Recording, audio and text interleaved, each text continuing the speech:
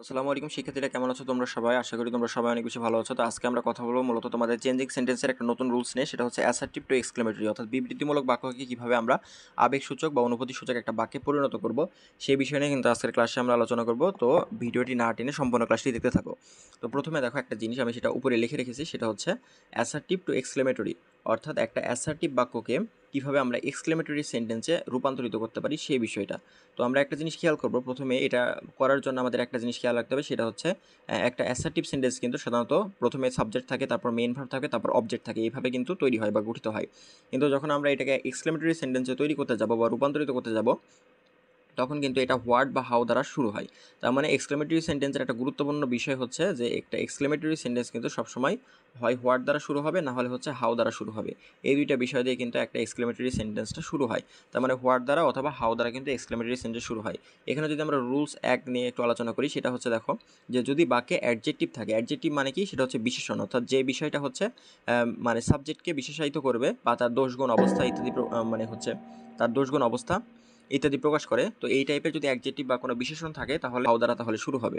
তো এরপর থাকবে হচ্ছে অ্যাডজেক্টিভ, ওই অ্যাডজেক্টিভ এবং তারপর বাক্যের সাবজেক্ট এবং ভার্ব। তার মানে এক্সক্লেমেটরি সেন্টেন্সের বাক্যের যে প্রথমে যে সাবজেক্টটা থাকে, ওই সাবজেক্টটা এক্সক্লেমেটরি সেন্টেন্সে যে বাক্যের শেষে চলে যায়, এবং এক্সক্লেমেটরি সেন্টেন্সে ভার্বটা হচ্ছে একদম বাক্যের লাস্টে থাকে। অর্থাৎ অন্যান্য বাক্যে যেমন মানে অবজেক্ট এক্সটেনশন হচ্ছে বাক্যের শেষে থাকে, কিন্তু এক্সক্লেমেটরি সেন্টেন্সে ভার্ব যেটা আছে, অর্থাৎ অক্সিলারি ভার্ব, সেটা কিন্তু বাক্যের শেষে থাকে, এবং তারপরে অবশ্যই একটা এক্সক্লেমেটরি চিহ্ন বসিয়ে দিতে হয়। মানে এটা হচ্ছে বিস্ময়সূচক চিহ্ন, যেটা লাস্টে তোমরা দেখতে পাচ্ছ।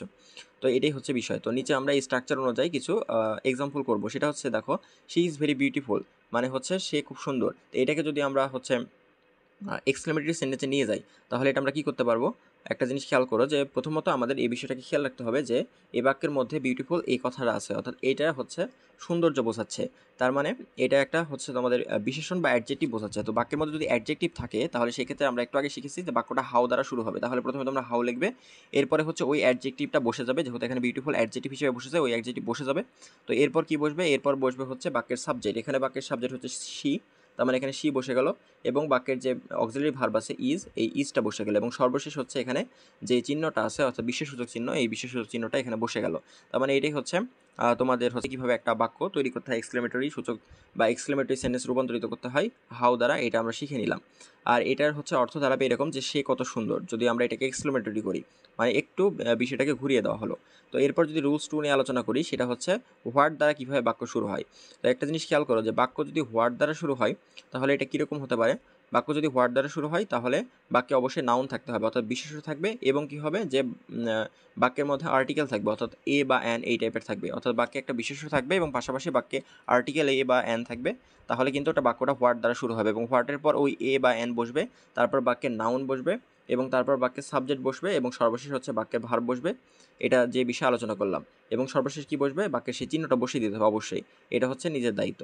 তো এক্সাম্পল বিষয়ে একটু আলোচনা করি, যেমন হচ্ছে it is a nice day, মানে এটি একটি সুন্দর দিন। তো এটাকে যদি আমরা হচ্ছে একটা, আচ্ছা এখানে যদি দেখানোর চেষ্টা করি একটু, এখানে বাক্যের মধ্যে কিন্তু এ আছে, অর্থাৎ এটা হচ্ছে যে আর্টিকেল হিসেবে এ বা এন এর জায়গায় এখানে কিন্তু এ বসেছে। এর পাশাপাশি এই বাক্যের মধ্যে কোনো প্রকারের অ্যাডজেক্টিভ নাই, তাহলে বাক্যটা হাউ দ্বারা শুরু হবে না, বাক্যটা অবশ্যই হোয়াট দ্বারা শুরু হবে। আর এই বাক্যটিতে কি বলেছে? একটা নাউন থাকবে।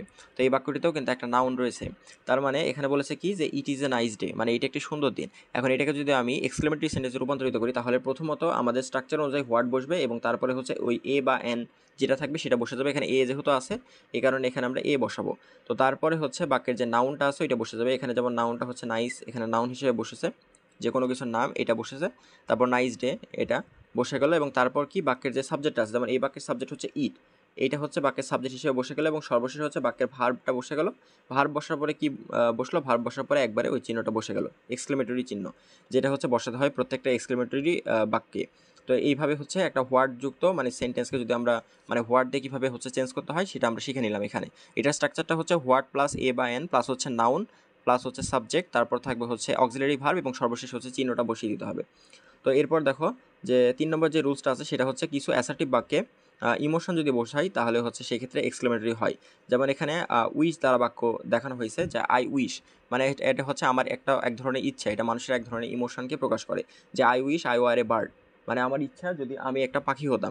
Wish I were a bird, এটার পরিবর্তে তোমরা এটাকে লিখতে পারো যে শুধু যে if I were a bird. যদি এইটুকু লেখো তাহলে কিন্তু তোমাদের বাক্যটা হবে যে if I were a bird, মানে যদি আমি একটা পাখি হতাম। এখানে বাক্যটা সোজা স্টেটমেন্ট স্বরূপ দেওয়া হয়েছে যে I wish I were a bird, মানে আমার ইচ্ছা আমি একটা পাখি হতাম।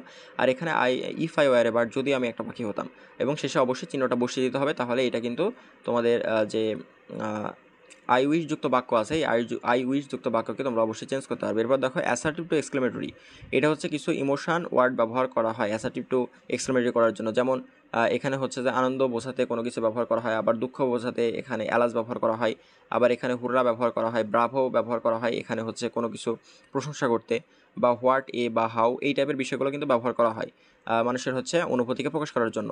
এখানে দেখো যে হি ইজ ডেড, মানে সে মারা গেছে। তার মানে যেহেতু এটা একটা দুঃখের বিষয়, তাই এখানে দুঃখ প্রকাশ করতে কিন্তু এখানে অ্যালাস বসে গেছে, যে অ্যালাস হি ইজ ডেড, মানে এটা কত দুঃখের বিষয়, সে মারা গেছে। তার মানে এখানে তুমি অ্যালাসের পরেও চিহ্নটা বসাতে পারো, আবার শেষেও চিহ্নটা কিন্তু বসাতে পারো, আবার দুই জায়গায় কিন্তু চিহ্নটা বসাতে পারো, তিনভাবেই কিন্তু করা যায়। তো এরপর যেটা আছে সেটা হচ্ছে we have won the match, মানে আমরা হচ্ছে এই ম্যাচটা জিতে গেছি। তাহলে এটা কি হবে, এটা হবে হচ্ছে যে হুররা we have won the match, কেননা আমরা একটা ম্যাচ জিতেছি, তার মানে এটা অবশ্যই একটা আনন্দের বিষয়। তো যেহেতু এটা আনন্দের বিষয়, তো এটা আনন্দের বিষয় হওয়ার কারণে এখানে হুররা বসে গেছে, অর্থাৎ আনন্দসূচক একটা চিহ্ন বসে গেছে, যে হুররা we have won the match, এই বিষয়গুলো কিন্তু বসে যাবে। অর্থাৎ ওই বিশেষ ইমোশনাল চিহ্নটা বা ইমোশনাল হচ্ছে যে ওয়ার্ডটা বসাতে হবে, সেটা হতে পারে অ্যালাস অথবা হতে পারে হুররা, এবং তারপরে বাক্যে যা আছে যেমন we have won the match যা ছিল সেটাই কিন্তু সুন্দরভাবে এখানে বাক্যে বসে গেছে, এবং সর্বশেষ চিহ্নটা বসিয়ে দিতে হবে। এটাই হচ্ছে আমাদের কাজ। তো ইমোশনাল মানুষের ইমোশন বোঝানো বা হচ্ছে মানুষের অনুভূতি এই টাইপের কোনো কিছু বোঝালে কিন্তু এরকমভাবে বাক্যকে চেঞ্জ করা যাবে। এখানে কিছু সংক্ষেপে রুল চার্ট দেওয়া হয়েছে, সেটা হচ্ছে দুঃখ প্রকাশে একটু আগে যেটা বললাম যে দুঃখ প্রকাশে অ্যালাস বসে।